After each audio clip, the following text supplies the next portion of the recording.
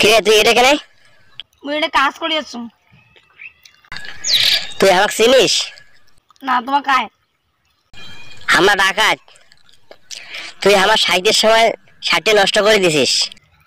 আমি তোমার কি করবো? কি করছিস তুই? তোর কাছে কি আছে বাড়ি কর। আমার কাছে কিছুই নাই। তুই তাহলে প্যান খোল। প্যান খুলবো এই কারণে মানে তোর একটা বাল ছিড়মো, নাহলে তুই কালকে কয়া বেড়াবো যে ডাকাত আমার সামনে আসছিল। আমার একটা ভালো ছুরি পানি সবার সাথে গল্প করি বেড়াবো।